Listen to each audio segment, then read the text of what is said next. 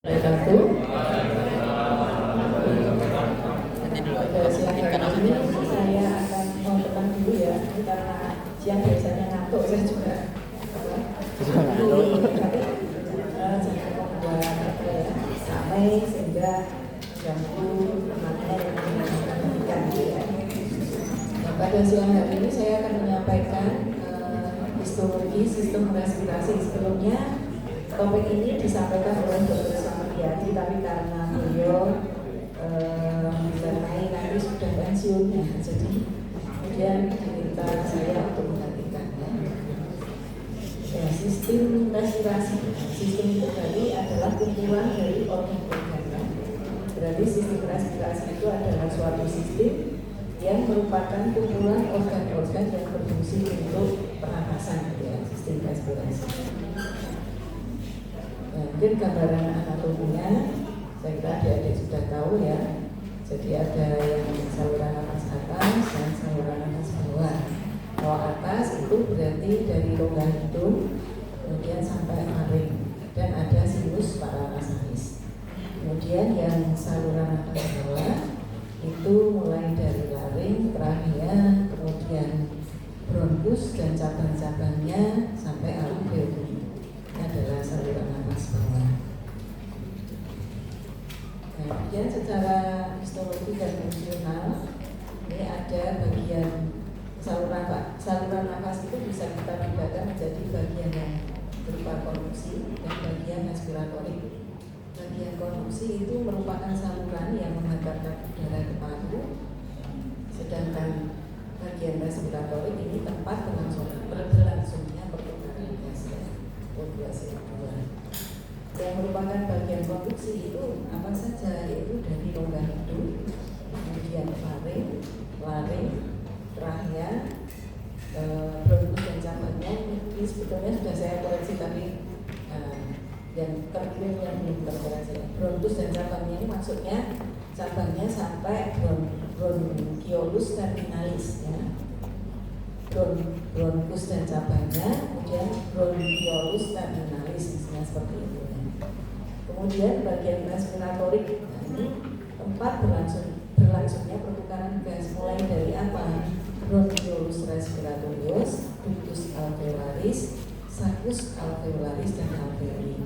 Ya, nanti adik-adik tidak usah bingung kalau di buku itu penyebutan bronchiolus respiratorius itu masuk kemana. Itu ada yang menyebutkan ini merupakan bagian respiratorik, tapi ada juga yang menyatakan itu adalah peralihan, transisi dari bagian konduksi ke bagian respiratoris. Sebab memang pada bronchiolus respiratorius ini dindingnya itu sudah mulai ada beberapa muara dari alveoli, meskipun belum banyak ya. Jadi mau tidak mau di situ sudah mulai ada sedikit pertukaran gas gitu ya. Meskipun belum seperti pada ductus alveolaris. Jadi boleh saja nanti bronchiolus respiratorius itu masih dimasukkan ke bagian respiratorik, boleh juga disebut sebagai daerah peralihan antara bagian konduksi dan bagian respiratorik.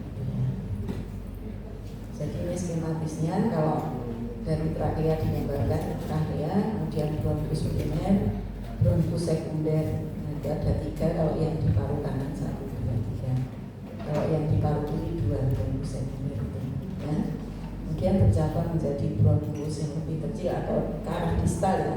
Ke arah distal itu berarti ke arah sini, ke arah ujung.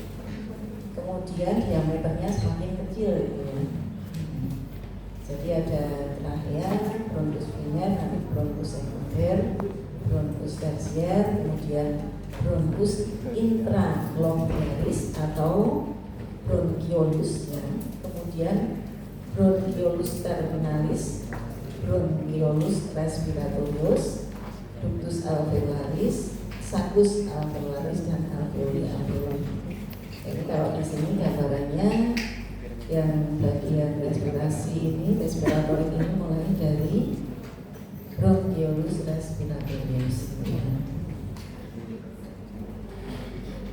Nah, ini sekarang kita bicarakan mengenai rongga hidung. Rongga hidung itu kan kanan kiri, dipisahkan oleh septum nasi ya. tiap rongga hidung itu terdiri atas bagian apa saja, yaitu vestibulum nasi dan fossa nasalis. Vestibulum nasi itu ya bagian paling luar atau anterior rongga hidung, jadi yang berhubungan dengan kedahuluan. Ini kita lupa nih ya, ini vestibulum nasi. Sedangkan fossa nasalis itu yang lebih ke dalam, yaitu bagian dalam rongga hidung. Untuk vestibulum nasi itu dilapisi oleh epitel squamous kompleks non konifikasi. Berarti di situ ada kelenjar sebasia, kelenjar sudorifera dan fibrisa. Fibrisa itu bulu hidung atau rambut hidung ya. Ini karena apa kok ini epitel squamous kompleks non konifikasi? Karena memang baru perubahan dari kulitnya.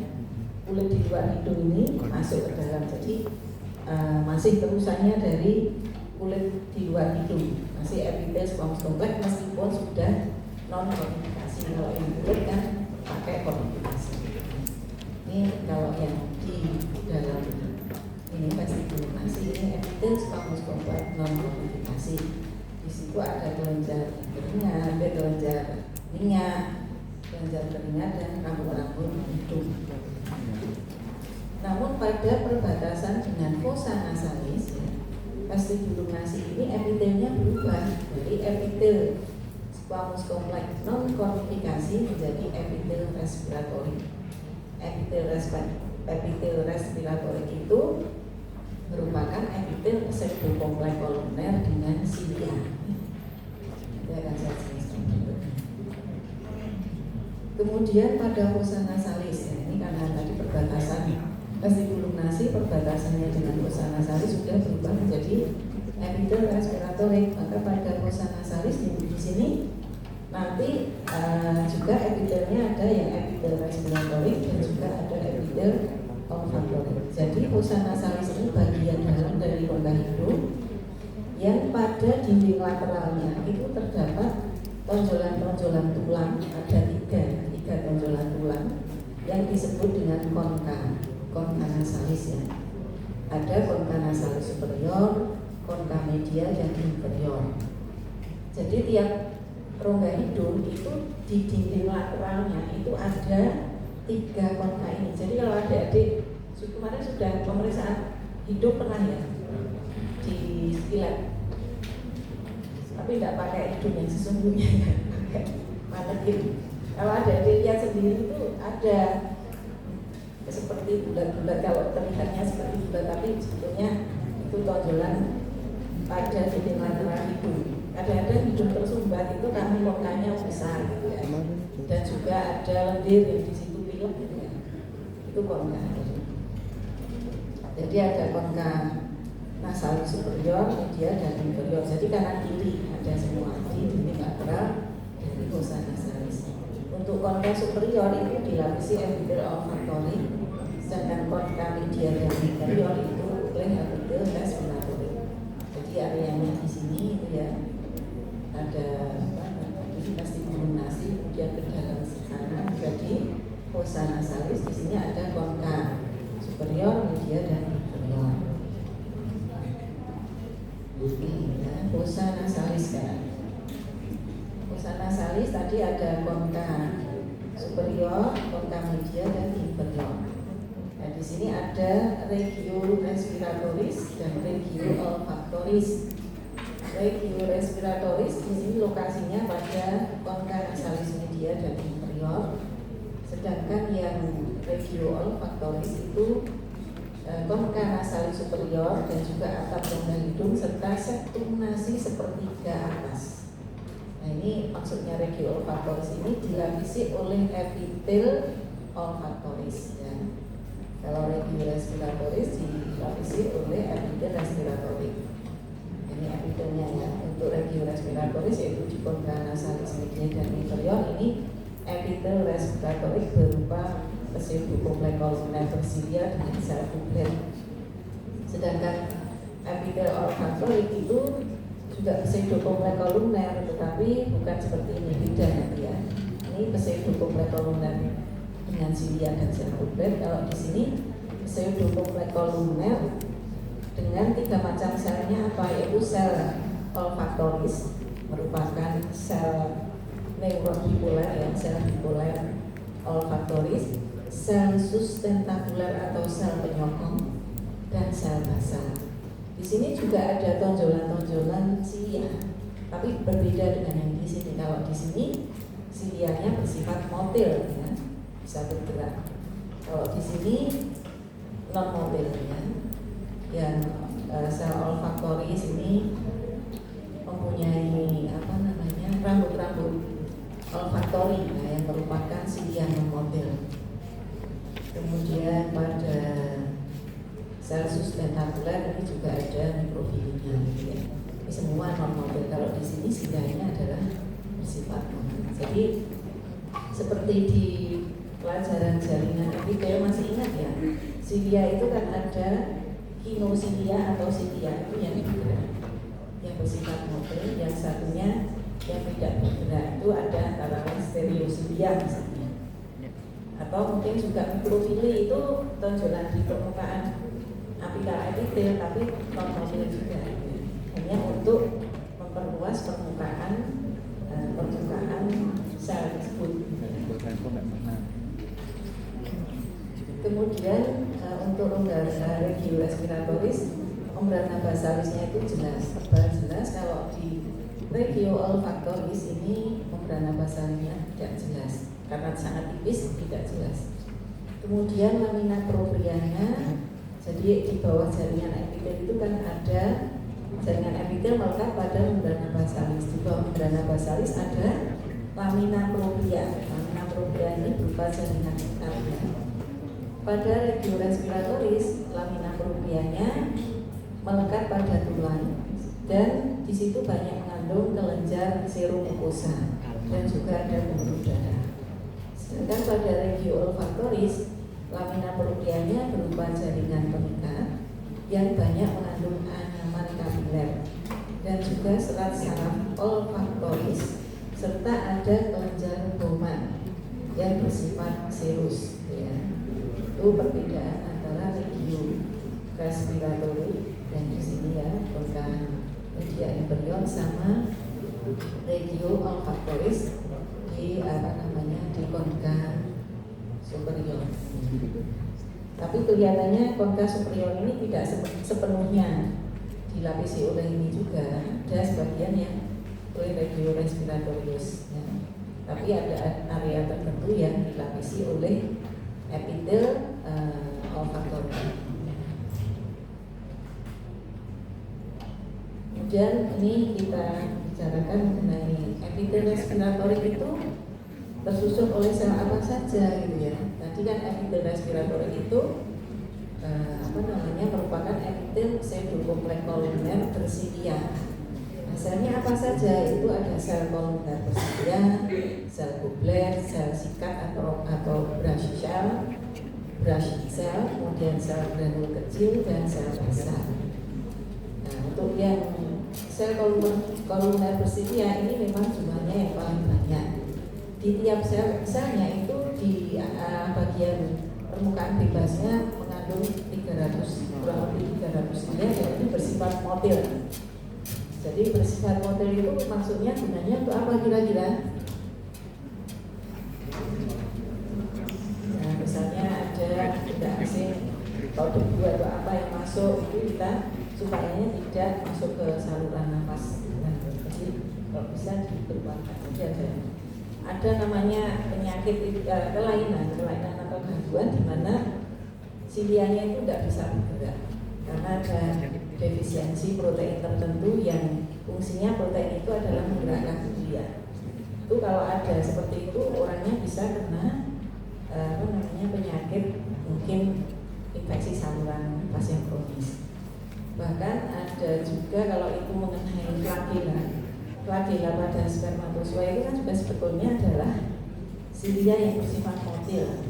Nah, jadi kalau ada defisiensi protein namanya dinein ya, itu bisa flagellanya tidak bisa bergerak. Silia pada saluran pernafasan itu juga tidak bisa bergerak. Jadi orangnya bisa kena infeksi saluran nafas yang kronis atau bahkan infertil karena spermatozoanya tidak bisa bergerak. Sindrom hemofilsilia. Kalau itu tadi adalah sel kolumner bersilia ya. Sel kolumner ini bentuknya seperti piala gitu ya. Bagian apikalnya lebih lebar, mengandung granula protein dan menghasilkan glukus atau lendir. Sel sikat ini bagian apikalnya kecil, mempunyai mikrofili. Bagian basalnya mempunyai ujung saraf aferen yang disinyalir berfungsi sebagai reseptor kemosensoris. Sedangkan sel granula kecil ini sitoplasmanya mengandung granula kecil dengan diameter 100 sampai 300 nanometer dan disinyalir sebagai bagian sistem neuroendokrin ya. Kemudian sel basal ini letaknya di bagian basal dari lapisan epitel. Jadi bagian basal sel basal ini melekat pada membrana basalis, tetapi bagian apikal sel basal ini tidak mencapai permukaan bebas dari epitel. Kan ciri khas mesin dukung kolumner itu. Kalau adik-adik mengingat pelajaran jaringan epitel, ada sel basal. Nah, bagian basalnya melekat pada membrana. Semua sel ini melekat pada membrana basalis, tetapi tidak semua sel ini mencapai permukaan bebas. Antara lain yang tidak mencapai permukaan bebas adalah sel basal ini. Sel basal ini berfungsi sebagai sel punca. Nah, jadi dia bisa berdiferensiasi untuk membentuk jenis sel yang lain, bisa membentuk sel kolumner bersilia, sel kubler, sel sikat, sel granul kecil. Kemudian membrana basalis pada epitel respiratorik ini terbangnya. Kemudian di bawah epitel respiratorik ada lamina propria berupa jaringan pengikat dengan panjat serum mukus dan pembuluh. Jadi kalau dilihat kalau bagiannya tadi konka, media dan inferior dilapisi oleh epitel respiratorik. Nah, ini preparatnya seperti ini pengecatan pakai bukan HE, malori, pakai malori ya. Nah ini trikrom malori, pakai trikrom malori, sehingga membrana basalisnya ini berwarna biru ya. Nah, ini epitelnya ada epitel kolumner bersilia, ini silianya, kemudian sel kubler, kemudian yang jelas terlihat ini ada sel basal. Sel basal, tapi untuk sel sikat dan sel granul kecil ini sulit untuk diidentifikasi di sini. Ini ada epitelnya dan membrana basalisnya. Ini ada lamina proprianya dari sini ke sini. Ini lamina propria. Lamina propria ini berupa jaringan pengikat. Di situ ada kelenjar serum mukosa dan juga pembuluh-pembuluh darah. Ya, itu adalah epitel respiratorik.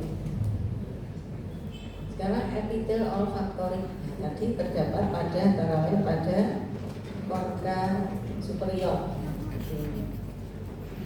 Sel epitelnya tersusun oleh apa saja. Jadi namanya juga epitel pseudopolymorph kolumner, tapi bukan dengan silia. Kalau silia itu maksudnya yang motil ya. Ini kan ada silianya tapi non motil. Jadi epitelnya apa saja? Adalah sel olfaktorik, sel penyangga atau sustentakuler, dan sel basal. Nah, sel olfaktorik itu berupa neuron tituler. Dendrit memiliki knot-like swelling ya dengan non-motil silia, ada hubungan ya pada ujungnya, pada dendritnya. Kemudian mempunyai non-motil silia berupa rambut olfaktorik. Kemudian sel penyangga berbentuk silindris dengan mikrofili pada permukaannya yang banyak. Sel penyangga. Kemudian sel basal. Sel basal ini bentuknya kerucut, puncaknya tidak mencapai permukaan bebas, saja sampai di sini. Bagian basalnya melekat pada membrana basalisnya. Puncak tidak mencapai permukaan, berfungsi sebagai sel punca, membentuk sel olfaktorik dan sel penyangga. Jadi pada epitel respiratorik maupun epitel olfaktorik semuanya ada sel basal. Ya, yang berfungsi sebagai sel punca. Kemudian di bawah epitel ada lamina propria berupa jaringan pengikat kaya dengan anyaman kapiler, serat-serat olfaktorik, kemudian kelenjar poma yang bersifat serosa dan secara morfologi merupakan kelenjar tubulo-alveoler tercatat. Skematisnya seperti ini.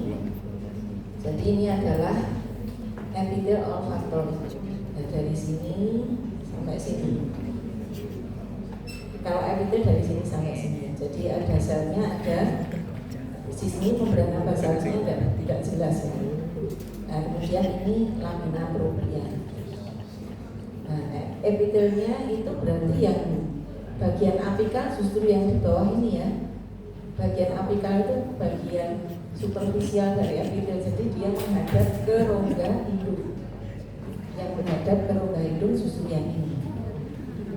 Ini ada mukus di permukaan permukaan bebas epitel. Jadi di sini ada rongga hidung. Jadi basarnya malah ke sana ya. Jadi epitel olfaktorik tadi tersusun oleh sel olfaktorik itu yang ini. Nah, neuron bipolar ya. Nah, ini dendritnya di sini. Dendritnya di sini ada penggembungan knop-like swelling, kemudian ada non-motil silianya berupa rambut-rambut olfaktoris. Nah, kemudian neurin atau aksonnya itu di sini. Aksonnya dia masuk ke lamina propria. Nah, akson 1 dan yang lain itu akan bertemu. Nah, bertemu kemudian masuk ke foramen ibriform. Foramen ibriform yang merupakan bagian dari os ephoidalis. Kemudian ini kalau bersatu begini dia membentuk bekas nervus olfaktorius atau serabut atau nervus lamina 1. Jadi akson tadi bersatu masuk ke lubang-lubang di antara os ephoidalis. Kemudian dia melanjutkan diri masuk ke bulbus olfaktorius dan bersinar dengan neuron yang lain. Ya. Nah, ini perjalanannya di situ. Nah, ini adalah sel-sel olfaktorius. Kemudian kalau sel sustentakuler yang banyak ini, nah ini ya, yang intinya itu malah paling dekat dengan permukaan bebas epitel, permukaan superficial epitel. Nah, ini sustentakuler sel. Kemudian sel basal yang ini, ungu-ungu ini sel basal. Dia melekat pada membrana basalis, tapi puncak sel tidak bisa sampai ke sini, ya. Dan puncak selnya tidak mencapai permukaan bebas epitel. Ini ciri khas epitel pseudochondroplakonia. Kemudian ada kelenjar Bowman, kelenjar tubulo-alveoler kompleks yang sifat sekretnya serus. Berarti ini bagian sekretoriusnya, ini ductus excretoriusnya. Bagian sekretoriusnya berarti berada di lamina propria. Jadi lamina propria tadi ada anyaman kapiler, ada serat-serat olfaktorisnya, neurin atau akson tadi, serat-serat olfaktoris, kemudian kelenjar Bowman, terutama adalah pada bagian sekretorius. Ya.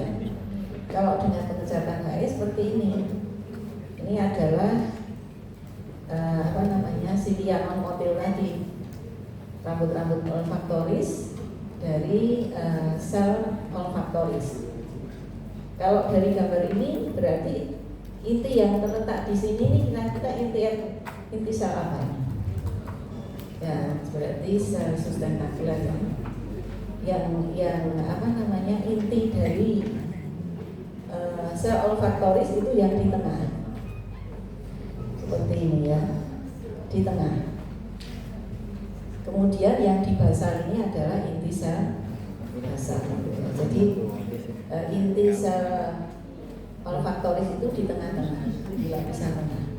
Kalau yang paling superficial itu punyanya sel penyokong atau sustentakuler sel, kemudian ini sel olfaktoris, kemudian ini sel basal.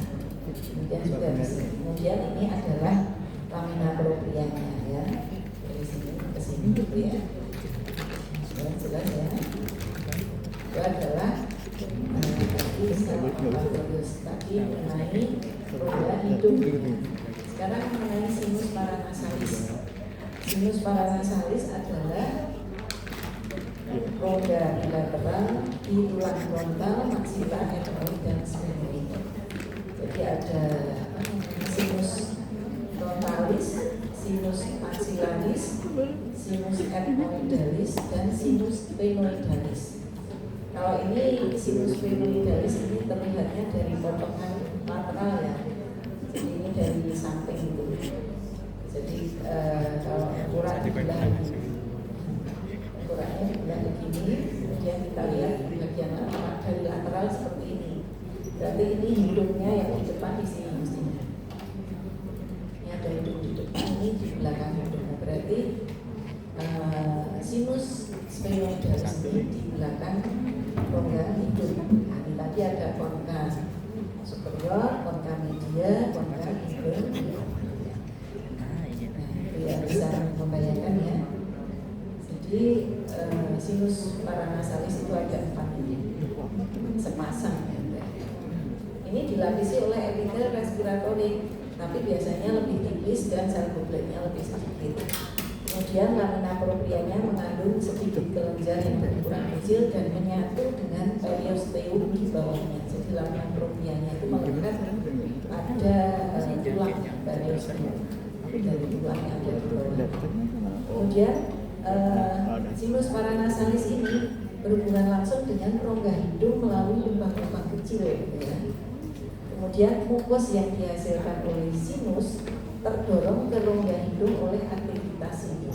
Jadi aktivitas silia yang di permukaan vas epitel respiratorik itu bisa mendorong mukus yang dihasilkan oleh epitel respiratorik ini dari sinus paranasal ke rongga hidung melalui lubang-lubang kecil. Nah, mukus di sini dihasilkan dari sel goblet, bisa juga sel goblet yang ada di epitel respiratorik, atau mungkin dari kelenjar seromukus yang ada di lamina propria. Nah, ini juga menghasilkan segmen. Nah, itu nanti akan didorong ke rongga hidung melalui lubang-lubang kecil. Nah, ada kadang-kadang kelainan yang disebut dengan sinusitis.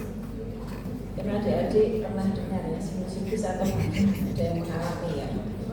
Itu kalau mengalami seperti itu biasanya nyeri kepala gitu ya. Terus kadang seperti membau yang tidak enak, padahal bau yang tidak enak itu dari sinusitis itu. Misalnya dari maksila atau etmoidal ya. Saking di situ ada infeksi gitu ya. Ada pus di situ, nanah di situ gitu ya. Jadi baunya tidak enak. Padahal sebetulnya ya dari situ bukan bau sesuatu dari luar yang tidak enak. Ini bisa terjadi biasanya karena misalnya ada sumbatan pada lubang-lubang kecil yang menghubungkan antara sinus dengan rongga hidung, atau mungkin juga karena sindrom imotil silia tadi. Silianya tidak bisa aktif untuk menggerakkan mukus yang dihasilkan dari sinus ke rongga hidung, itu juga bisa ya, sinusitis. Tapi tentunya kalau seperti itu biasanya kemudian juga ada ketumpangan bakteri dari luar gitu ya, karena tadi fungsi dari silianya tidak bagus. Itu adalah sinus paranasal. Selanjutnya nasofaring.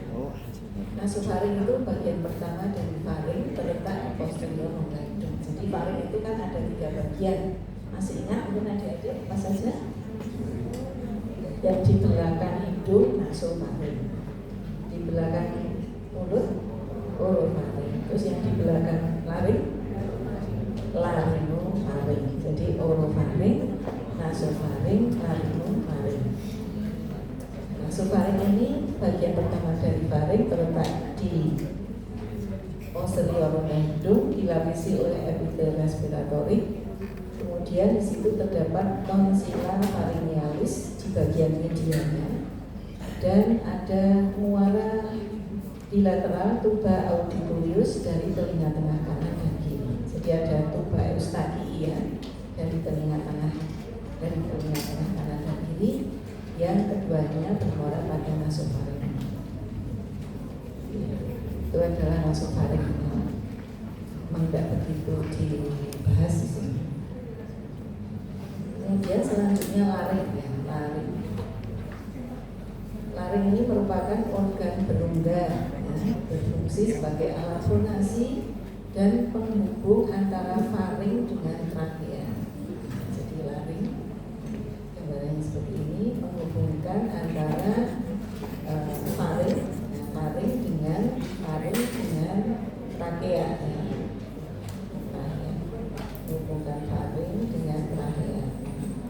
Nah, laring ini dindingnya tersusun oleh apa saja? Oleh kartilago hialin, kartilago elastis, otot lurik atau bergaris, ekstrinsik maupun intrinsik, dan ligamentum yang menghubungkan antar kartilago tadi. Nah, kartilago yang tersusun oleh kartilago hialin apa saja?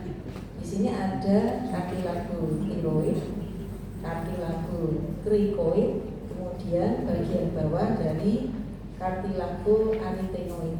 Nah ini, jadi bagian bawah dari kartilago arytenoid, kemudian kartilago hyoid dan cricoid ini merupakan kartilago hialin. Ini kemudian cricoid ya, cricoid, thyroid bagian bawah, nah kartilago arytenoid ini kartilago hialin. Kalau elastis yang mana saja? Epiglotis ya, epiglotis, kemudian kartilago cuneiformis dan corniculata, serta bagian atas dari kartilago arytenoid. Kalau bagian bawah kartilago arytenoid tadi kartilago hialinnya, kalau bagian atasnya nanti termasuk kartilago elastis. Jadi yang epiglotis, kartilago cuneiformis, kartilago corniculata, dan ujung atas dari kartilago arytenoid ini adalah kartilago elastis. Jadi dinding dari laring itu tersusun oleh kartilago hialin, elastis, otot lurik, dan ligamentum. Dan ligamentumnya ini. Kemudian struktur penting yang ada di laring apa? Yaitu epiglotis dan pita suara. Pita suara ada plica vokalis dan plica vesticularis. Ya. Jadi tadi memang fungsinya sebagai alat fonasi dan penghubung faring dengan trakea. Kalau alat fonasi tentunya yang berperan terutama adalah pita suara, plica vokalis dan vesticularis. Nah ini epiglotis sekarang. Epiglotis ini fungsinya untuk apa? Kira-kira dari ya, biar tidak bersedak ya. Jadi merupakan suatu katup itu ya, katup yang ada di laring, yang dia itu akan menutupi laring pada saat kita itu menelan makanan atau minum minuman ya, minum minuman atau menelan makanan itu nanti epiglotisnya ini akan menutupi laring sehingga makanan atau minuman yang kita telan itu tidak masuk ke saluran nafas. Makanya kalau pas makan jangan banyak bicara, takutnya kalau nanti epiglotisnya itu tidak bisa menutup dengan sempurna kalau kita sambil bicara, tersedak nanti ya. Kemudian untuk secara histologisnya epiglotis ini ada fascies lingualis, fascies laryngealis ya. Fascies lingualis itu berarti permukaan yang menghadap ke lidah ya, yang menghadap ke rongga mulut, ke arah rongga mulut yang di atas. Kemudian fascies berarti yang ini ya. Kalau fascies laryngealis berarti yang di bawah, yang permukaan bawah yang menghadap ke rongga laring, yang menghadap ke rongga laring. Nah, apabila dibuat preparat seperti ini ya. Jadi yang ini adalah Facies lingualis, jadi yang ada berhubungan dengan ke arah rongga mulut ya, facies lingualis. Ya, yang di sini adalah facies laryngealis yang menghadap ke rongga laring. Yang facies lingualis itu epitelnya adalah squamous complex non cornificasi yang seperti ini. Nah, kemudian ada rongga berliannya. Kemudian facies laryngealis bagian apexnya dari sini ke sini. Ini masih epitel squamous complex non cornificasi. Jadi terusannya dari sini terus kemudian lanjut ke sini. Epitel squamous complex non cornificasi. Nah, kemudian mulai dari sini ke sini. Ini nanti adalah ke arah basal. Ini epitelnya epitel pseudocomplex columnar bersilia. Berarti epitelnya epitel respiratorik ya. Epitel pseudocomplex columnar bersilia. Di situ ada kelenjar serum mucosa dan nanti ada infiltrasi limfosit pada lamina propria. Jadi kalau dari sini tadi epitel squamous complex non cornificasi, kemudian ke sini nanti sudah epitel pseudocomplex columnar bersilia. Nah, ini adalah kartilagonya. Ini adalah kartilago pada epiteliotis. Tadi kartilago apa? Elastis ya. Tadi kan ada yang hialin, ada yang elastis ya. Epiteliotis tadi yang elastis. Yang elastis ini. Gambarannya seperti itu. Jadi pada facies laryngealis ini epitelnya ada dua macam ya. Epitel squamous complex non cornificasi pada bagian apex dan ke arah basal. Epitel pseudocomplex columnar bersilia pada kelenjar serum mucosa dan infiltrasi limfosit. Kartilagonya elastis. Itu adalah epiglotis. Sekarang kita suara. Jadi tadi kan dilarin ada epiglotis, ada pita suara. Pita suara ini kalau dilihat ada dua. Yang di sebelah atas superior ini plica vestibularis atau pita suara palsu.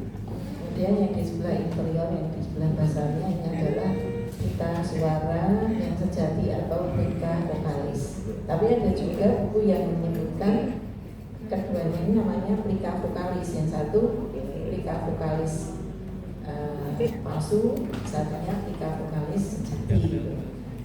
Tapi ada juga yang menyebutkannya seperti ini, plica vestibularis, plica vocalis.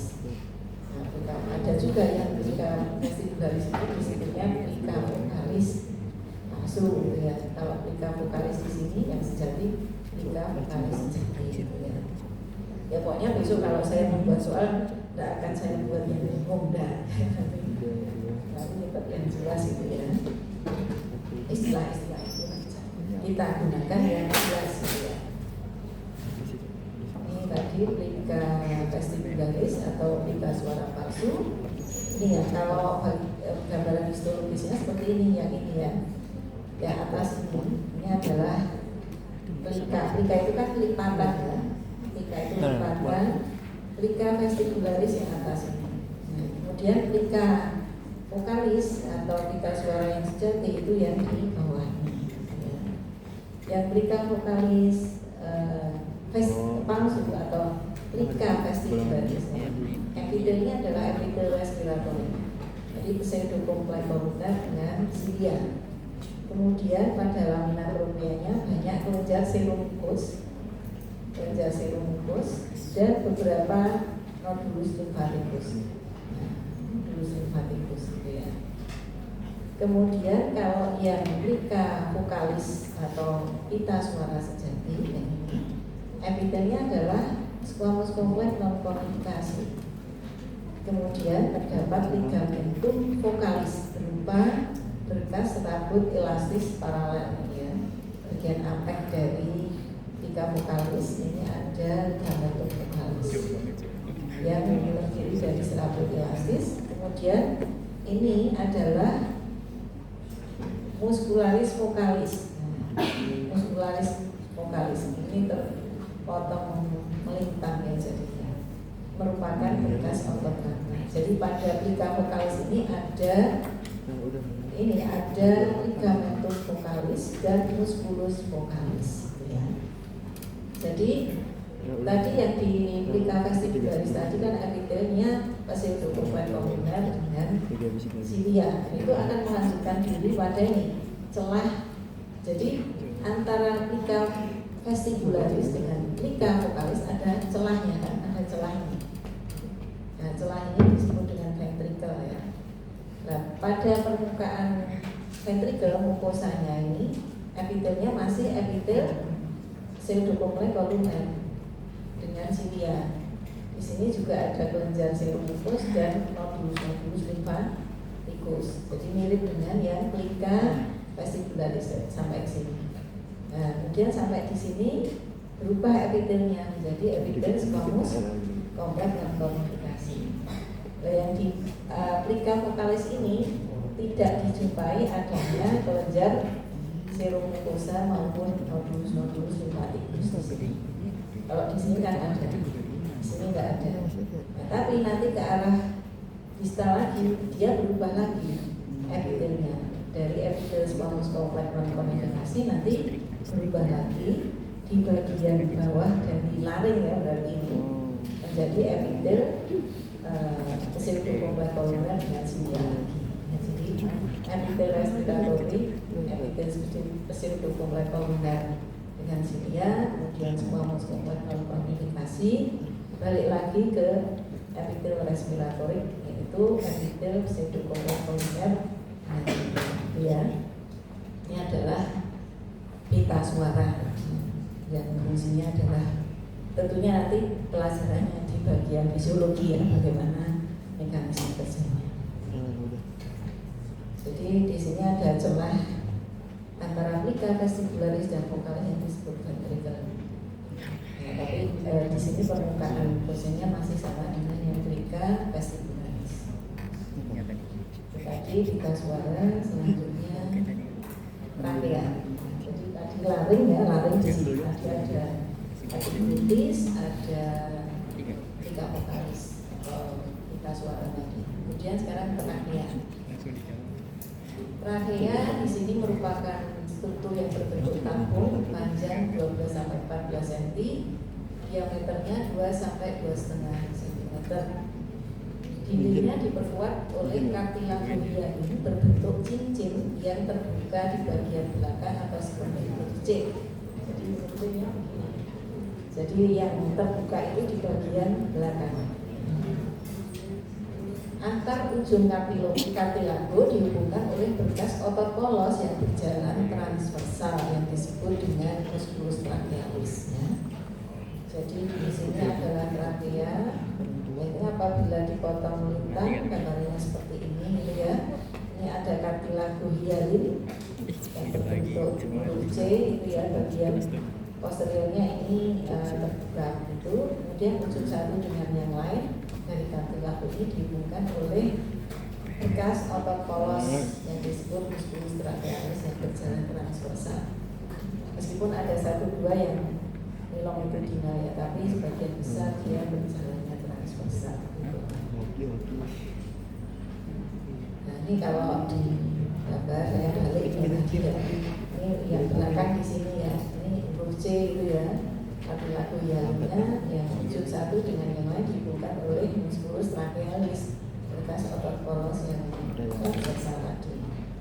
Nah, apabila ini kita potong misalnya di sini yang kita potong, maka gambaran penampakannya seperti ini. Lapisan-lapisan pada dinding trachea itu apa saja? Yaitu lapisan mukosa, submukosa, lapisan kartilago dan lapisan adventisia. Berarti yang dekat dengan lumen trachea yang mana dia? Ini kan ada mukosa, submukosa, kartilago, adventisia. Yang dekat dengan lumen trachea yang lapisan mukosa. Artinya bisa bayangkan ya. Jadi ini kan lumennya trachea itu berarti yang unika mukosanya yang di sini. Unika mukosa yang ini. Nah, kemudian submukosa, kemudian kartilago, kemudian adventisia. Ya. Nah, kemudian kalau diperbesar seperti ini gambarannya ya, pengejaran lagi. Ini adalah kartilago hialin, bentuk C tadi. Ujungnya nanti ujung satu dengan yang lain dihubungkan oleh ini bekas rambut otot polos transversal musculus trachealis. Nah, mukosanya yang mana? Mukosanya dari sini ke sini. Epitel respiratorik, yaitu epitel pseudokompleks kolomnya bersedia dengan sarkoidea. Kemudian di bawah epitel ada lamina propria. Jadi yang disebut lapisan mukosa atau tulang mukosa itu susunannya terdiri atas apa saja, yaitu lapisan epitel, mestinya ada membrana basalisnya ya, lapisan epitel, membrana basalis, dan lamina propria. Ini merupakan tunika mukosa. Nah, untuk epitelnya epitel respiratorik tadi pseudokompleks kolomnya bersedia dengan sel tubular. Lamina proprianya tersusun oleh jaringan ikat longgar dengan limfosit yang tersebar diffus atau berupa nodulus, dan di sini ada membran elastika. Jadi ada serabut-serabut elastis gitu ya, yang tersusun paralel, ini namanya membran elastika. Jadi pada lamina proprianya ini ada limfosit atau berupa nodulus limfatikus dan membrana elastika. Ini adalah lamina propria. Nah, kemudian di bawah mukosa ada submukosa.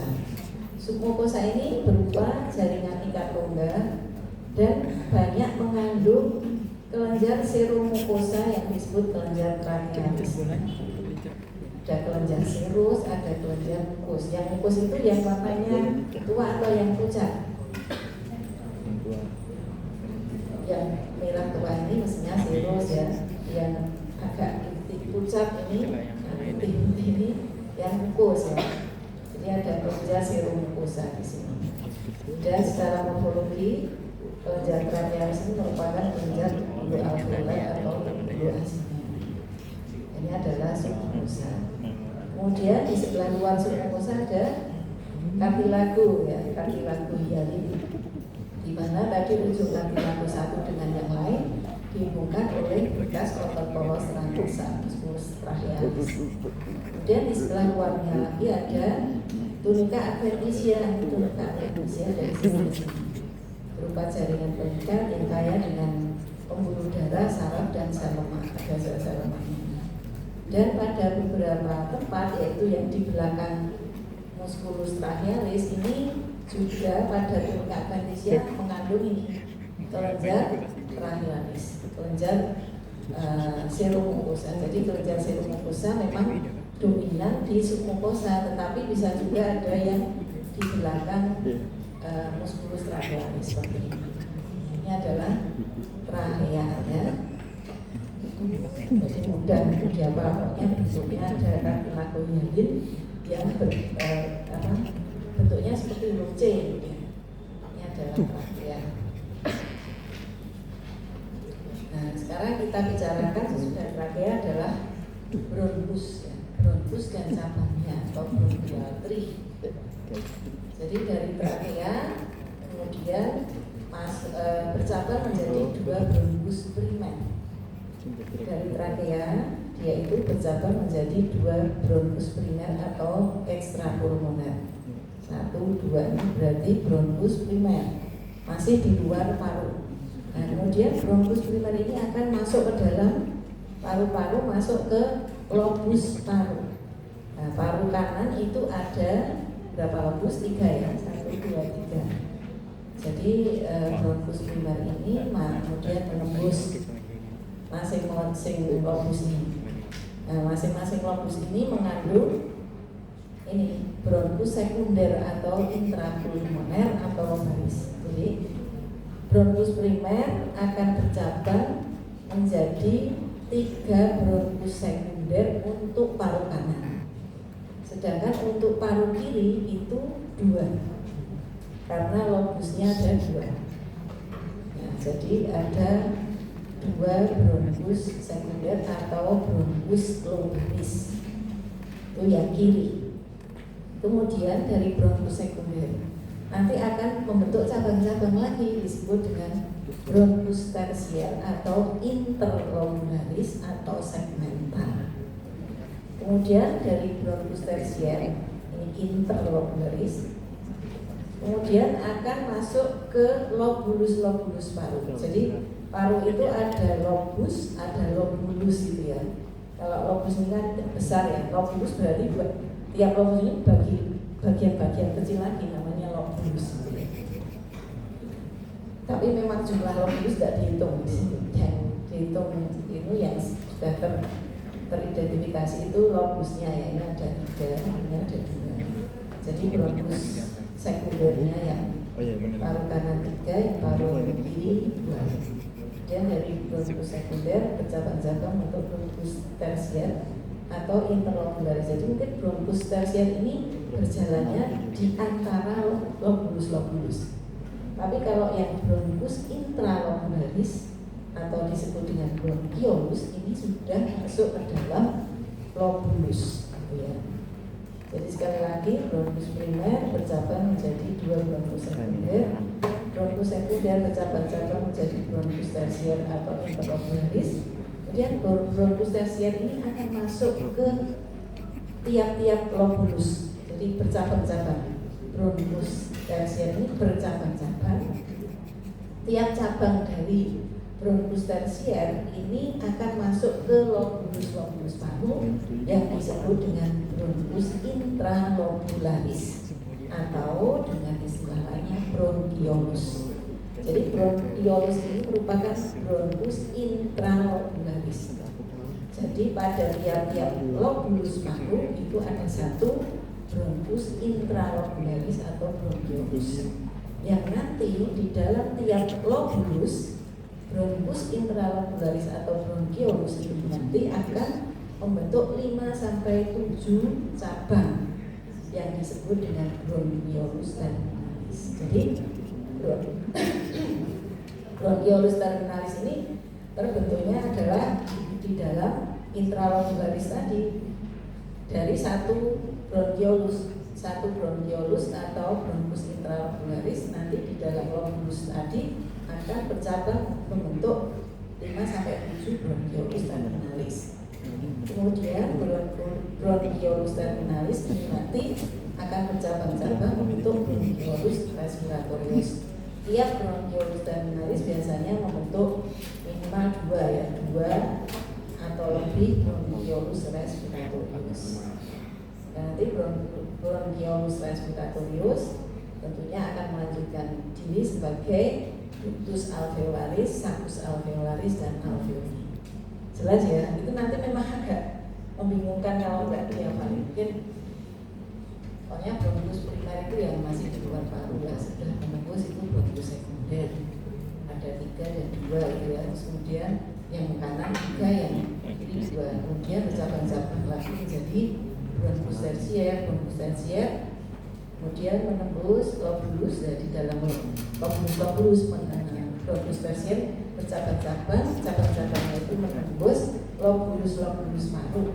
Nah di dalam tiap lobulus paru itu berarti ada bronkus intralobularis atau bronkiolus. Di dalam lobulus tadi, di dalam tiap lobulus tadi bronkus intralobularis atau bronkiolus membentuk 5 sampai 7 cabang bronkiolus terminalis. Tiap bronkiolus terminalis bisa membentuk 2 atau lebih cabang bronkiolus respiratorius. Sekarang kita bicarakan bronkus primer yang ekstrapulmoner tadi ya di sini. Ini kebetulan saya tidak menemukan preparatnya yang utuh itu ya, jadi hanya saya tulis teorinya ini. Mukosanya mirip dengan mukosa trachea. Pada umumnya kartilago berbentuk cincin yang sepenuhnya mengelilingi bronkus. Semakin kecil diameter bronkus, maka cincin kartilago berubah menjadi lempeng-lempeng kartilago. Jadi sebetulnya mirip ya, ini mirip dengan trachea, cuma bentuk kartilagonya. Kalau pada trachea kan berbentuk C gitu ya. Kalau pada bronkus primer itu justru berupa cincin bulat gitu ya. Cincin bulat, tapi nanti Ini bronkus primer yang masih di proximal dekat dengan krania, tapi semakin ke distal, semakin diameternya bronkus itu lebih kecil, nanti kartilago itu memang tidak berbentuk huruf C ataupun cincin, tapi hanya berupa lempeng-lempeng kartilago. Jadi pada saluran nafas itu kartilago kalau pada krania berbentuk C, kalau pada bronkus primer bisa berbentuk cincin, tetapi nanti dari bronkus primer menjadi sekunder, tersier, sampai ya tersier ya, kalau di di bronkiolus nanti sudah tidak ada tidak ada kartilago. Itu bentuknya kalau dari tracheal C, kalau bronkus itu cincin, karena bisa lempeng-lempeng kartilago, gitu ya. Lempeng-lempeng kartilago saja.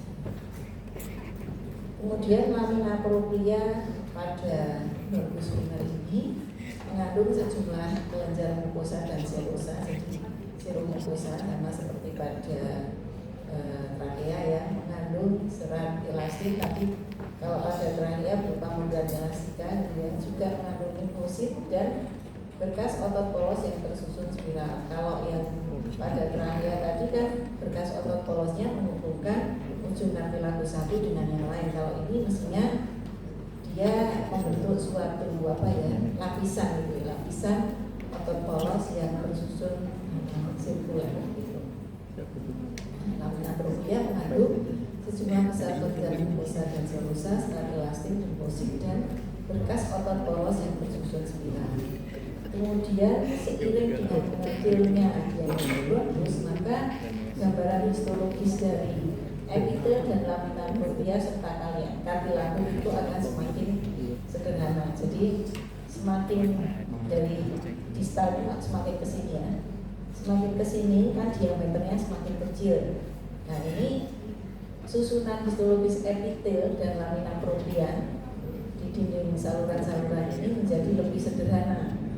Jadi mungkin tidak epitel pseudokomplex kolumner, tapi mungkin kolumner selapis gitu ya, atau kuboid selapis. Lamina proprianya tidak tebal, hanya tipis saja. Juga kartilagonya semakin berkurang. Mungkin lempeng-lempengnya kalau tadi huruf C kemudian cincin, lempeng-lempeng kartilago yang besar, sekarang kalau ke arah distal lempeng-lempeng kartilagonya semakin sedikit gitu ya, bahkan nanti menghilang. Namun untuk komponen serabut elastis, otot polos dan valv itu mukosa mukus associated lymphoid tissue, berarti unsur sel-sel limfositnya itu semakin ya.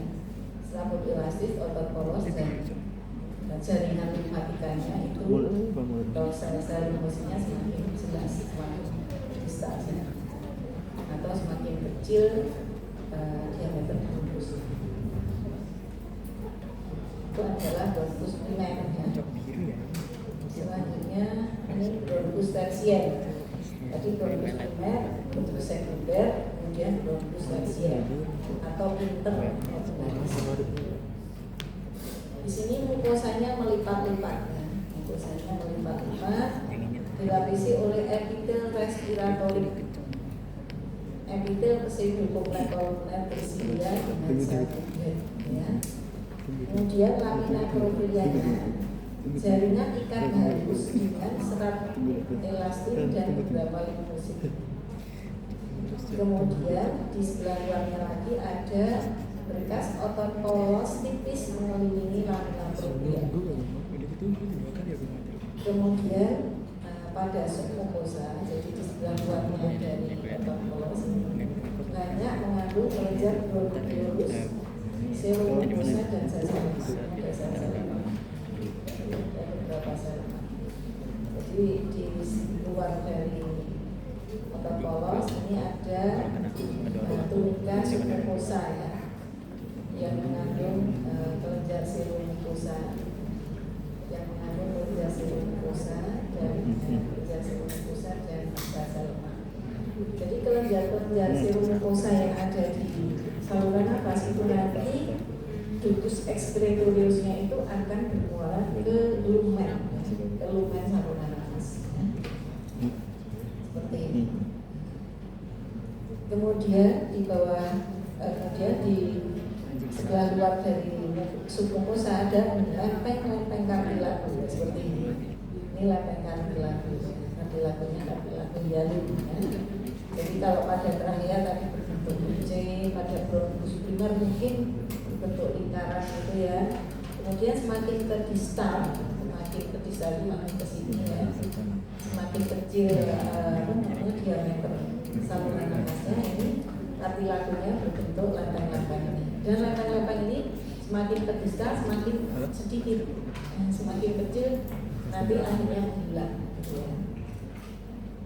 Nah, tulang rawan berupa lempeng-lempeng kartilago ini. Di antara lempeng kartilago, lapisan submukosa menyatu dengan adventisia. Ini tadi kan submukosa.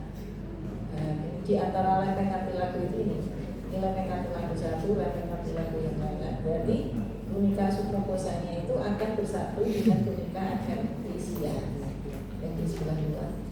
Kemudian juga ditemukan adanya pembuluh darah pada jaringan ikat di sekitar bronkus, yaitu ini ada vena, ada arteri gitu ya. Jadi ini adalah bronkus tersier. Tadi tunika mukosannya lipat-lipat dilapisi oleh arteriole respiratory. Kemudian lamina proprianya berupa jaringan ikat halus dengan serabut elastis dan beberapa limusin. Kemudian ada bekas otot poros yang jalan sirkular seperti ini. Kemudian di sebelah luarnya lagi ada tunika submukosa, banyak mengandung kelenjar serum mukos yang jalema. Kemudian di sebelah luarnya lagi ada lempeng kartilago, dan di sebelah luarnya lagi mestinya tunika adventisia. Nah, tunika adventisia ini kalau pada celah antar kartilago berarti kan bersambungan dengan tunika submukosa gitu ya. Di situ ada kelenjar serum mukos dan juga sel-sel lemak. Dan di sekitar bronkus ini ada pembuluh darah arteri maupun vena.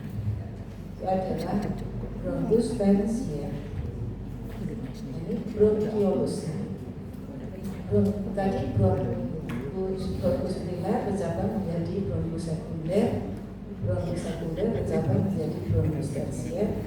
Nah, bronkus tersier nanti akan bercabang-cabang lagi bentuk bronkus intralobular atau bronkiolus. Jadi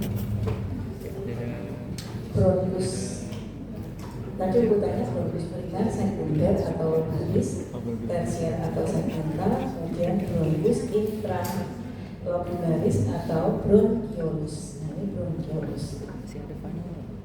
Bronkus intralobular. Jadi bronkiolus itu nama lainnya adalah bronkus intralobular dengan diameter kurang atau sama dengan 5 mm. Jadi bronkiolus ini masing-masing berjalan di dalam satu lobulus, bronkus intralobular. Jadi di dalam satu lobulus itu ada satu bronkiolus yang nantinya satu bronkiolus ini akan mendirikan cabang-cabang ini 5-7 bronkiolus lateralis. Ya, jelas ya. Jadi bronkiolus adalah bronkus intralobular dengan diameter kurang atau sama dengan 5 mm. Tidak ada kartilago dan kelenjar dalam mukosa. Jadi mulai bronkiolus ini sudah tidak ada lempeng-lempeng kartilago, tidak ada kelenjar serum mukosa tadi. Ya. Kemudian di dalam tiap lobulus paru, tadi kan bronkus intralobular itu kan di dalam lobulus ya. Dalam tiap lobulus paru akan membentuk cabang berupa 5-7 bronkiolus terminalis. Jadi dari bronkus tersier, nanti bronkus tersier itu akan membentuk cabang-cabang yang masing-masing cabangnya itu akan masuk ke dalam lobulus yang disebut bronkus intralobular. Nah, kemudian dari bronkus intralobular itu atau bronkiolus ini ada di dalam satu lobulus. Di dalam lobulus tersebut bronkiolus ini akan membentuk cabang 5-7 bronkiolus dan pneumalis. Nah, epitelnya apa? Epitelnya pada bronkiolus yang diameternya agak besar itu epitelnya respiratorik yang didukung oleh kolonel bersedia dan juga ada sel tubuh. Namun pada bronkiolus yang diameternya lebih kecil itu epitelnya ukurannya lebih pendek. Jadi didukung oleh kolonel bersedia itu ukurannya lebih pendek dan lebih sederhana.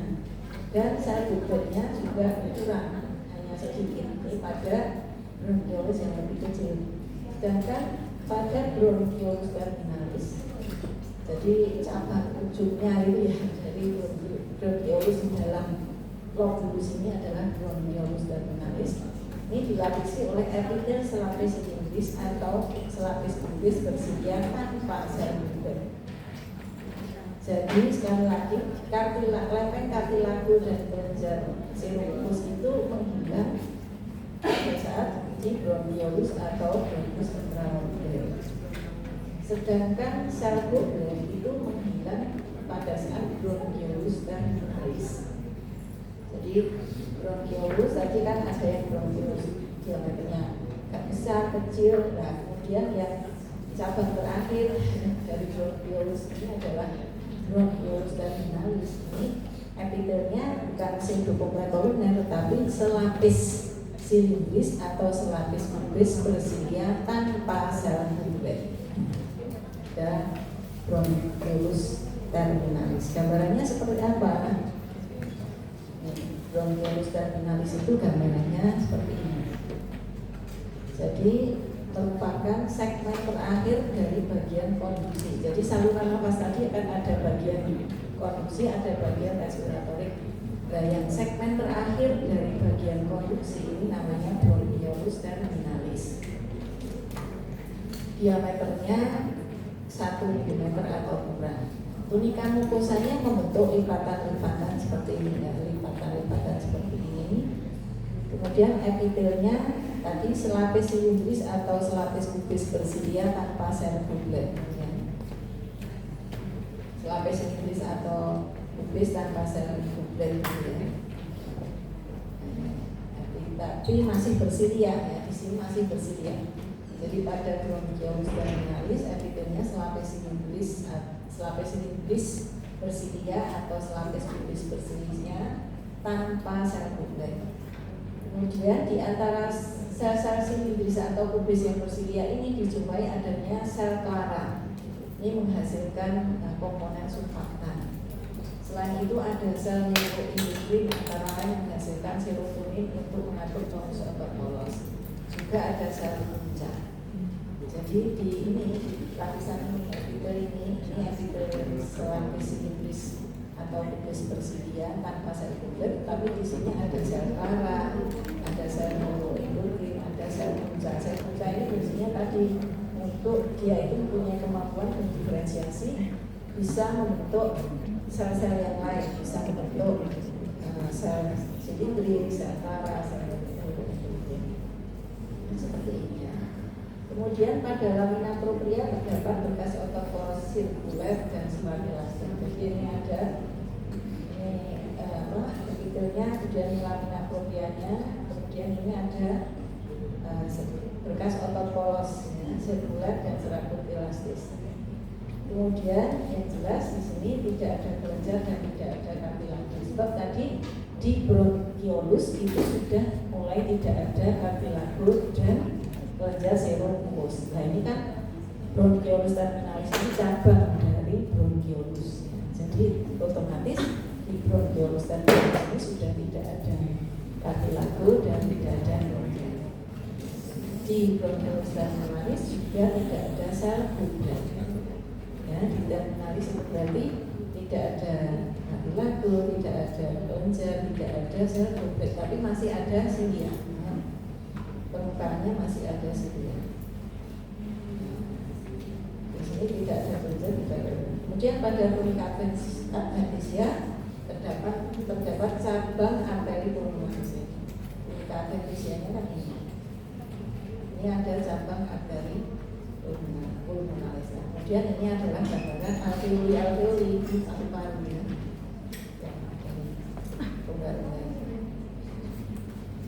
Nah, itu adalah bronchiolus terminalis. Jadi kalau gambarannya di sini ini kan alveoli ya.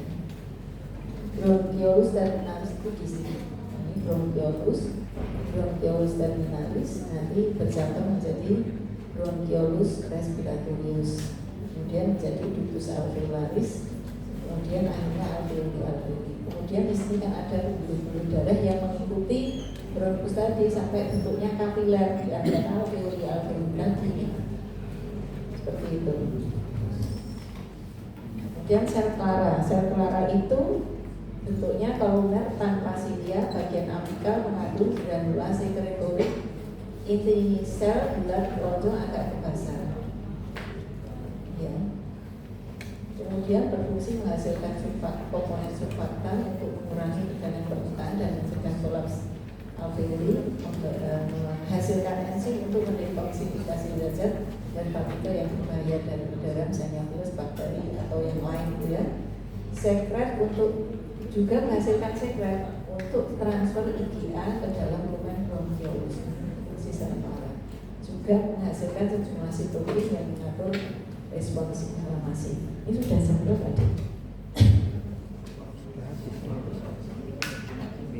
Nanti sampai 14 40 ya. Masih berat.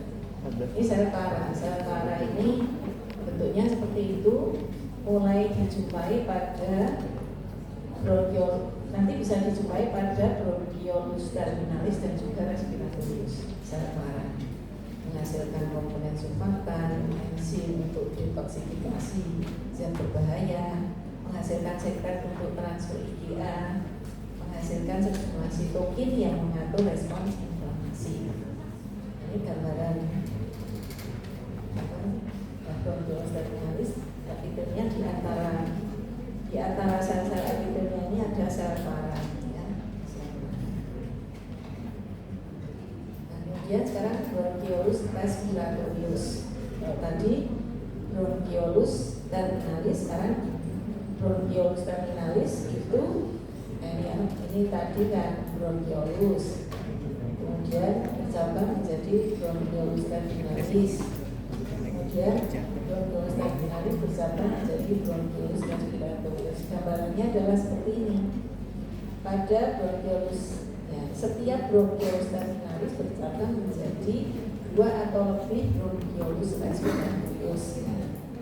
Bronchiolus terminalis bercabang menjadi 2 atau lebih bronchiolus respiratorius. Merupakan daerah peralihan antara bagian produksi dan bagian respiratorik. Jadi ada yang menyebutkannya seperti ini ya. Merupakan daerah peralihan antara bagian produksi dan bagian respiratorik, atau bisa juga dikatakan bagian awal dari respiratorik, juga ada yang menyebutkan seperti itu. Kemudian mukosanya mirip dengan bronchiolus terminalis. Jadi epitelnya selapis putih bersilia. Namun silia ini menghilang pada bronchiolus yang distal dan ada sel clara. Namun terdapat celah-celah muara dari alveoli. Jadi mukosanya ini mirip dengan bronchiolus terminalis. Hanya di sini, jadi tadi epitelnya apa? Epitelnya selapis pubis atau silindris. Kalau yang terminalis tadi selapis pubis atau silindris bersilia tanpa sel juga gitu ya. Namun nanti kalau sudah pada bronchiolus terminalis ini, selain itu ada yang celah-celah, ada lubang-lubang yang merupakan muara dari alveoli. Nah, ini ciri khas dari bronchiolus respiratorius seperti ini, tapi nanti ada celah-celah yang merupakan muara dari alveoli. Kemudian silianya ini nanti juga akan menghilang pada bronchiolus terminalis, pada bronchiolus respiratorius yang lebih distal. Jadi kalau saya lihat hilangnya mulai bronchiolus terminalis. Nah, silia itu juga akan menghilang, yaitu pada bronchiolus respiratorius yang di bagian distal. Itu silianya akan menghilang. pada bronchiolus respiratorius juga ada dijumpai secara seperti pada bronchiolus terminalis. Nah, jadi nanti kalau di kepala ada lubang-lubang ini nanti bronchiolus respiratorius. Kalau yang terminalis kan tadi tidak. Nah, yang terminalis kan seperti ini. Kulit itu ada fitur, ada sirkular, dan ada pembuluh darahnya di sekitar isi. Kalau yang bronchiolus respiratorius seperti ini. Nah, ya. Jadi ini juga ada otot-otot polosnya ya. Ini ada otot polos. Nah, kemudian di atasnya ada epitel lapis tipis. Jadi mukosa mirip dengan bronchiolus terminalis, epitelnya lapis tipis bersilia. Namun silia ini akan bergerak pada bronchiolus distal dan juga dijumpai dengan sel kelana dan terdapat celah-celah muara dari alveoli. Kemudian di bawah epitel terdapat bekas otot polos dan serat elastik. Jadi di sini juga ada serat otot polos dan serat elastik seperti halnya pada bronchiolus terminalis. Tapi kalau bronchiolus terminalis kan itu gitu ya. Kalau ini ada celah-celahnya. Kemudian nanti juga itu ada otot polos dan serat elastik.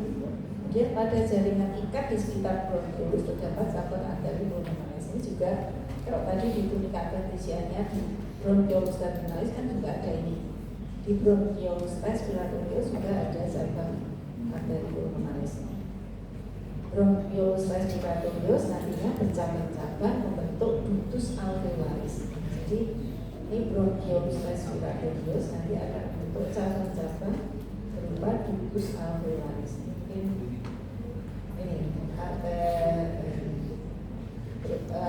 Bronchiolus respiratorius nanti akan bercabang-cabang menjadi ductus alveolaris, kemudian menjadi saccus alveolaris dan bronchiolus alveolaris.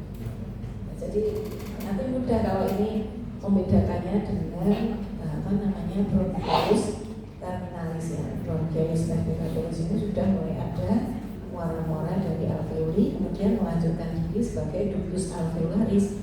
Ya, ductus alveolaris ini juga nanti ada muara-muara dari alveoli. Nah, selanjutnya kita lanjutkan ductus dan saccus alveolaris. Yang ductus alveolaris tadi kan merupakan cabang dari bronchiolus respiratorius. Bronchiolus respiratorius bercabang menjadi ductus alveolaris. Ductus alveolaris nanti akan membentuk cabang-cabang berupa saccus alveolaris. Ductus bronchiolus respiratorius, ductus alveolaris, kemudian saccus alveolaris. Ini saccus alveolaris. Dindingnya ductus alveolaris ini sepenuhnya dilapisi oleh muara dari alveoli. Nah, ini muara dari alveoli kan, ductus alveolaris ini muara-muara dari alveoli. Di antara alveoli yang berdekatan terdapat bekas otot polos yang tampak sebagai tombol atau kenop. Ini tombol atau kenop. Di atas bekas otot polos terdapat selapis pubis. Ini jelas di sini. Kemudian ductus alveolaris bercabang-cabang membentuk saccus alveolaris. Ini saccus alveolarisnya.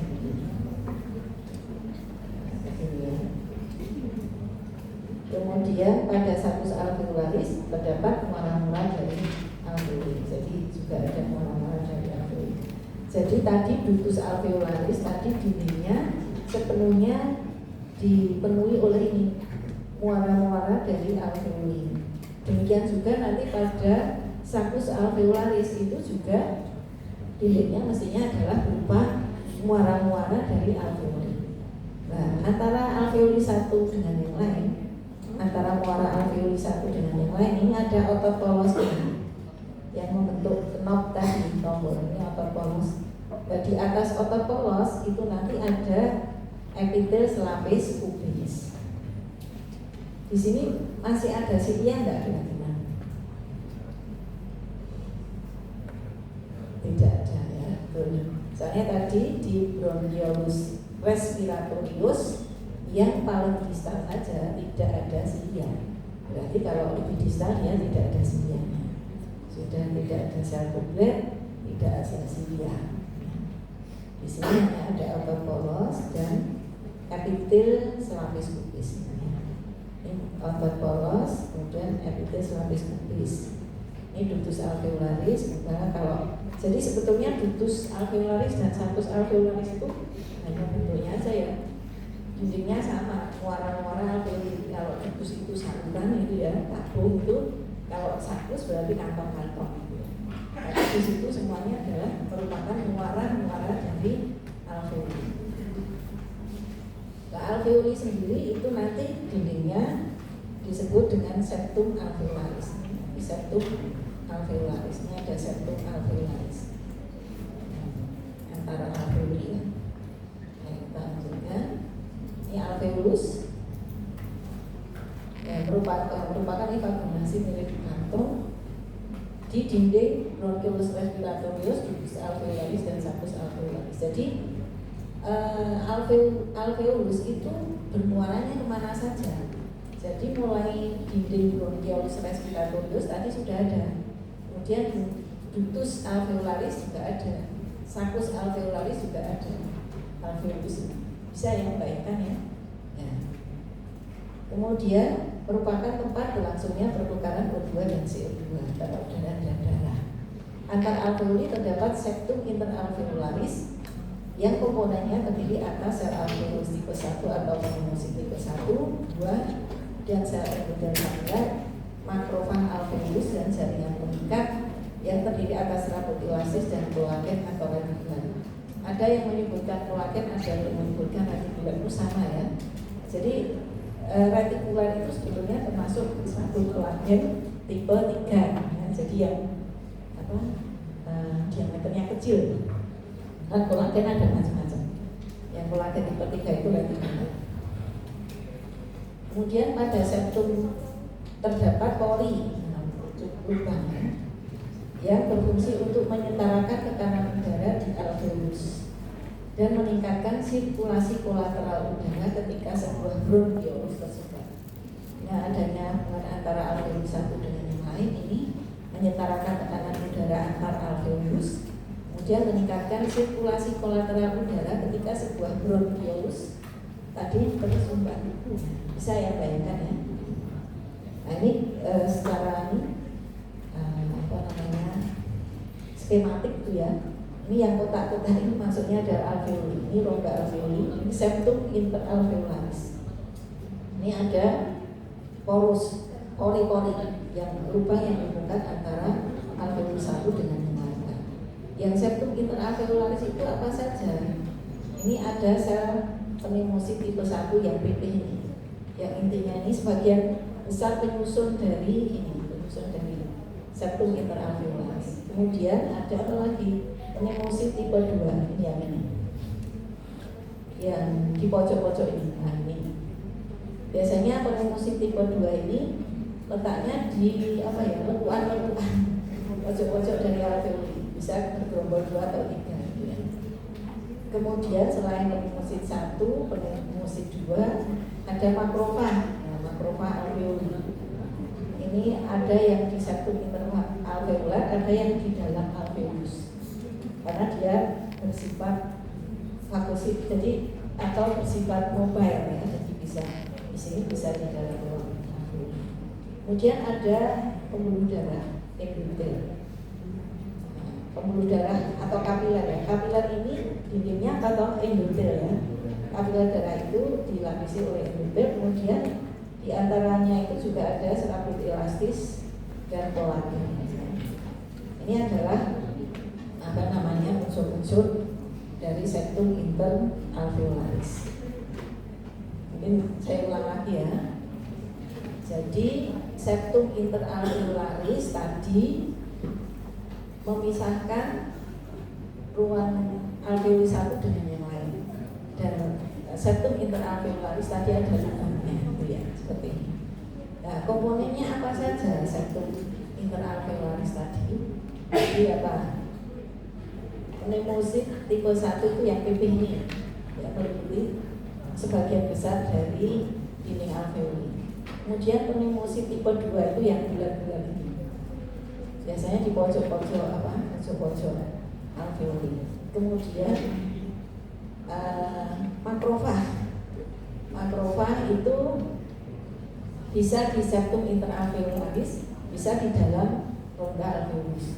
Juga disebut dengan gas sel, alveolar cell, siderifah. Ini karena dia memfagosit hemosiderin ya, kompleksi dari eritrosit yang sudah rusak. Nanti akan difagosit oleh makrofag alveolus. Kemudian fagosit juga disebut fagosit alveoli. Kemudian jaringan pengikat terdiri atas rambut elastis dan kolagen antara kedua. Jelas ya, ini adalah. Kemudian ini ada pembuluh darah kapiler ya. Kapiler ini dindingnya tersusun oleh apa? Sel endotel. Itu tergantung kapilernya. Kalau kapiler kecil itu ya kadang-kadang hanya sampai endotel aja. Tapi ada juga yang beberapa endotel. Kalau kapilernya agak pembuluh darahnya agak besar. Berarti letak pembuluh darah dengan sel pneumosit tipe 1 itu seringnya berdampingan gitu ya, sehingga nanti akan membentuk namanya sawar darah udara. Nah, ini gambarannya dengan pengecatan ini. Satu, ini adalah yang intinya ini adalah sel pneumosit 1. Yang dua intinya bulat, pneumosit 2. Kemudian yang C ini adalah sel endotel kapiler darah. Jadi ada kapiler darah, dinding kapiler darah adalah sel endotel. Kemudian yang ini makrofag. Ya, makrofag itu ada yang di dalam rongga alveoli, tapi ada yang di dinding septum interalveolaris. Nah, ini adalah alveoli. Ya. Nah, ini perbedaannya nanti bisa dibaca. Kalau pneumosit ini berarti inti meliputi 97% permukaan alveolus. Yang tipe 2 ini ada 3%. Biasanya berkelompok di pertemuan di alveoli di pojok-pojok kaki. Kalau makrofag ini berasal dari pneumosit yang bermigrasi dari pembuluh darah ke paru. Bisa di septum interalveolar atau di rongga alveolus. Nah, fungsinya apa? Kalau pneumosit tipe 1 itu biasanya sebagai bagian dari sawar atau bagian darah udara, sedangkan yang alveoli tipe 2 atau pneumosit tipe 2 itu menghasilkan surfaktan. Fungsinya menurunkan tekanan permukaan alveolus sehingga mengurangi daya insulasi untuk fungsi alveolus sehingga mempertahankan kerja pernapasan. Kemudian mencegah alveolus kolaps selama ekspirasi. Selain itu, pneumosit tipe 2 ini dia bisa memperbanyak dirinya sendiri, tapi bisa diferensiasi menjadi pneumosit tipe 2. Kalau makrofag ini fungsinya untuk fagositosis benda asing dari udara atau kompleksi atau hidrosinduri dari eritrosit yang rusak. Ya. Nah, kemudian bagaimana gambaran membran respiratorik atau barier darah? Ada istilah barier darah udara atau membran respiratorik.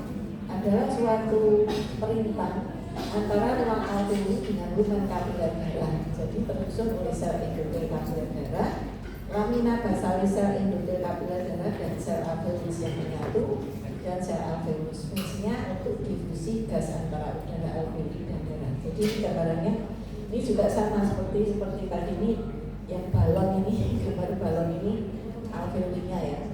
Dinding balonnya ada yang bintik-bintik ini adalah inti dari pneumosit tipe 1 gitu ya. Terus ini ada pneumosit tipe 2 gitu ya. Terus kemudian ada makrofag juga. Makrofag yang satu interalveolus. Ini ada lubang hubungan antara alveolus satu dan yang lain. Jadi ini balon-balon alveolus. Kemudian pada septum interalveoli ada ini kapiler-kapiler darah. Nah, kemudian kapiler-kapiler darah ini kan diikuti oleh sel endotel. Ini eritrositnya, ini ada inti sel endotel, ini ada membrana basalis dari sel endotel. Ini berdampingan dengan pneumosit tipe 1. Nah, ini inti sel pneumosit tipe 1. membrana basalis dari sel endodel dengan membrana basalis pneumosit tipe 1 itu sering berfusi. Berfusi itu menyatu. Sehingga kemudian ini membentuk sawar darah udara. Jadi darahnya di sini, udaranya di sini.